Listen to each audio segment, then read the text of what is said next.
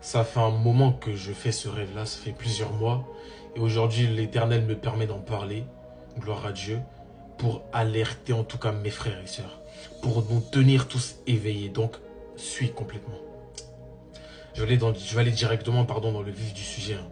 C'est un rêve par rapport à l'enlèvement. Par rapport à la vie après l'enlèvement, pour être même plus précis. C'est aujourd'hui que j'ai compris c'était quoi ce rêve. Okay. D'habitude, dans le rêve, il fait nuit. Il fait nuit. Nuit noire, et il y a du monde et je marche seul le soir. Je marche vraiment seul le soir et les ruelles sont remplies. C'est arrivé une seule fois où les ruelles étaient vides, mais les ruelles sont remplies et je ne comprends pas trop forcément ce qui se passe. Comme je l'ai dit, les ruelles, il fait noir. Ok, il fait noir. Je ne sais pas combien de temps il s'écoule dans le rêve. Il faut savoir une chose, c'est que j'ai noté. Pour pas perdre le fil de ce que je vous ai dit, j'ai tout noté. Je ne sais pas combien de temps il s'écoule dans le rêve, mais potentiellement des heures ou des jours. Mais c'est comme s'il n'y avait pas une seule trace de lumière naturelle.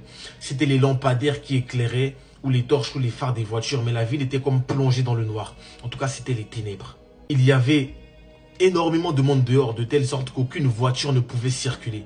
Et c'est comme si c'était un jour de marché ici. Vous voyez les jours de marché, comment est-ce que les ruelles sont bondées. C'est comme si c'était tout le temps comme ça. C'est pas que c'était un jour spécial, mais c'est comme si c'était tout le temps comme ça, tout le temps rempli. Les personnes étaient dehors, pas dans le but d'acheter quelque chose, hein. Pas dans le but d'être là parce que c'est un jour de marché, mais ils étaient tous dehors parce qu'ils étaient paniqués.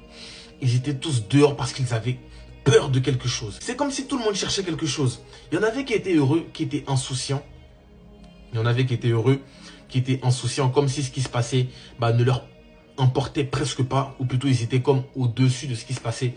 Mais il y avait beaucoup de personnes en tout cas qui étaient dehors, paniquées, et qui attendaient quelque chose, qui cherchaient quelque chose. Je me souviens que moi aussi, j'avais peur en moi-même, mais je ne sais pas pourquoi. J'avais peur à l'intérieur de moi. Il y avait dans le rêve de la nourriture qui se vendait illégalement. Comme si, en fait, cette nourriture, on n'avait pas le droit de s'en procurer. On n'avait pas le droit d'en acheter. C'est comme si c'était une denrée alimentaire qui était très rare. Comme si elle n'était plus disponible et c'était difficile à trouver. Je me souviens que c'est comme si, en fait, il y avait des kiosques particuliers et tout le monde ne pouvait pas recevoir de la nourriture. Ou plutôt, il y avait certaines nourritures que tout le monde ne pouvait pas recevoir. Ou même plutôt, la nourriture, tout le monde n'avait pas accès à ça. Je me souviens que cette nourriture en particulier que moi je cherchais, j'ai réussi à le trouver dans un des kiosques. Et je l'ai pris. Je l'ai acheté, mais avec la peur à l'intérieur de moi. Comme si j'avais pas le droit de m'en procurer.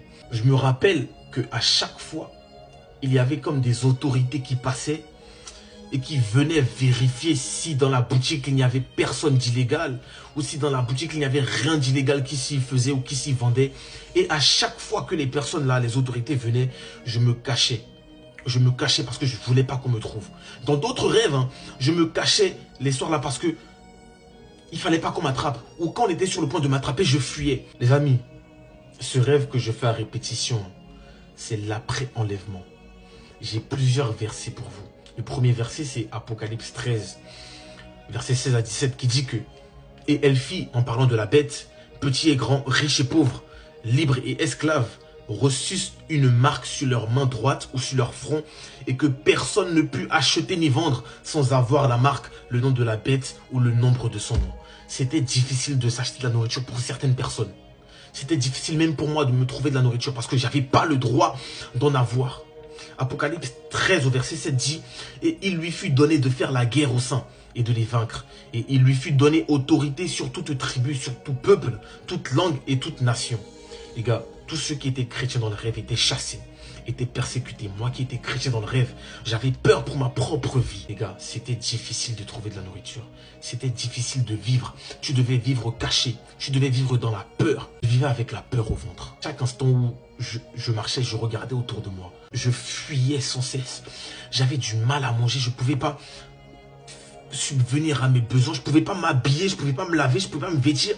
Je vivais caché. On me pourchassait tout le temps. Tout ça dans le noir. Le noir représente les ténèbres. Le noir représente le chaos. Il y avait la peur, les ténèbres, la souffrance qui régnait. Les gars, après l'enlèvement, le chaos va régner. Après l'enlèvement, la peur, la douleur, la souffrance vont régner. Ne rate pas l'enlèvement. Ce n'est pas un slogan. Hier, en plein midi, mes oreilles se sont comme ouvertes et j'ai entendu le bruit du tonnerre. J'en ai parlé avec des amis. J'ai entendu le bruit du tonnerre. J'ai entendu le bruit de chars d'assaut qui se déplaçaient. J'ai entendu le bruit de bombardement. À un moment donné, j'ai vu un char. J'ai vu un avion de chasse devant moi. Il y a une guerre qui se prépare. Il y a une guerre qui se prépare. Nombreux seront pourchassés. Tous les chrétiens seront pourchassés après l'enlèvement. Ne rate pas l'enlèvement. Arrange ta vie. Toi qui connais le Seigneur, arrête d'être passif. Arrête d'être tiède. Toi qui ne le connais pas encore, va vers lui. Et donne-lui ta vie avant qu'il ne soit trop tard. Parce qu'il arrive. Fuis le monde. Fuis le péché. Fuis ces bêtises-là. Fuis la perdition. Frère, je dis ça. Croyez pas que non plus je suis parfait.